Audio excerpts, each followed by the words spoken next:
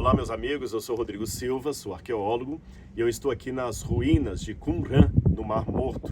Essas ruínas aqui abrigam locais ou várias instalações que foram usadas por judeus há 2000 anos atrás, não apenas para exercerem a sua religião à espera do Messias, como também para copiarem a Bíblia Sagrada.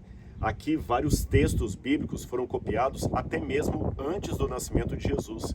Não apenas textos da Bíblia, mas também comentários do judaísmo, regras que eles cumpriam, aplicações da fé à vida diária.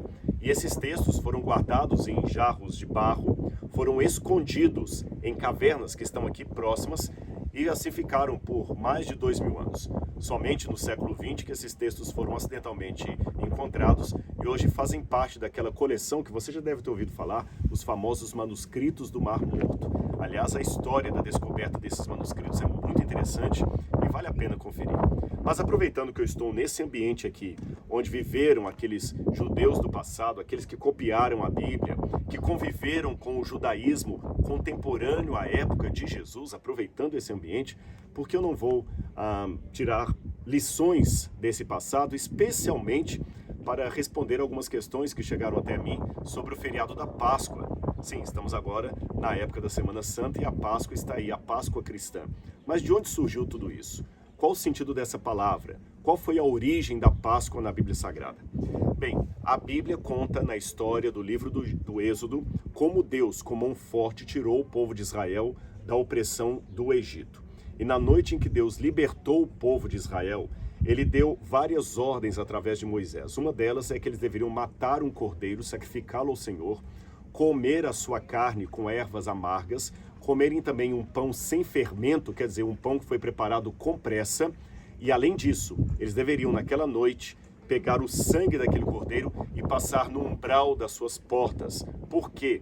Porque o anjo da morte passaria matando todos os primogênitos do Egito, mas poupando aquelas casas que tinham o sinal com o sangue do cordeiro. Pelo fato do anjo poupar essas casas, ele literalmente saltava essas casas sem fazer nenhum dano aos que estavam ali. Eles então tiraram a palavra pular, ou saltar, que seria a palavra Pessar em hebraico. E da palavra Pessar veio a palavra Páscoa, ou Pascha em grego, Páscoa em português. Então Páscoa, Pessar, significa pular sobre, ou saltar, sabe? Pular, tirar, saltar. Então, como o anjo saltava aquelas casas, daí que veio o nome Páscoa.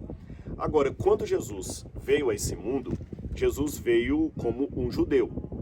Os primeiros discípulos de Jesus eram judeus. O próprio João Batista, que provavelmente foi criado aqui em Qumran, ele também era judeu. Todos os autores do Novo Testamento, com possível exceção para Lucas, eram judeus. Então Jesus, aproveitando a festa da Páscoa, e Jesus foi realmente condenado numa festa de Páscoa, ele instituiu a Páscoa cristã, que foi um ressignificado da Páscoa judaica. E quando Jesus fez isso, ele chamou os discípulos, realizou a ceia pascal. O evangelho não é muito claro em dizer se Jesus tinha consigo ali o cordeiro pascal também ou não. Sabemos que ele realizou essa ceia em Jerusalém e pelo menos 2 elementos estão claros ali presentes na Santa Ceia. O vinho, que certamente era não fermentado, e o pão também sem fermento. E Jesus, tomando o vinho e o pão, os abençoou, repartiu para os seus discípulos e disse: "Este é o sangue da nova e eterna aliança, que é derramado por vocês. E vocês vão sempre repetir essa cerimônia, anunciando a minha morte, até que eu venha." O apóstolo Paulo depois vai dar um significado teológico mais forte, mais preciso em relação às palavras de Jesus, explicando que Jesus é a nossa Páscoa. Ele é o Cordeiro de Deus que tira o pecado do mundo, como disse o evangelista João, replicando as palavras de João Batista. Agora, já que eu falei de João Batista e falei que João Batista provavelmente passou a infância dele aqui, exatamente nessa sala onde eu estou, João Batista pode ter caminhado aqui, porque tudo indica que ele viveu um tempo com a comunidade que estava aqui no Mar Morto. Numa outra oportunidade eu posso dizer as razões que nos levam a acreditar nisso. E o fato é que a comunidade que estava aqui também partilhava de um judaísmo próximo ao judaísmo de Jesus, e muita coisa hoje nós perdemos a informação, porque temos 2000 anos.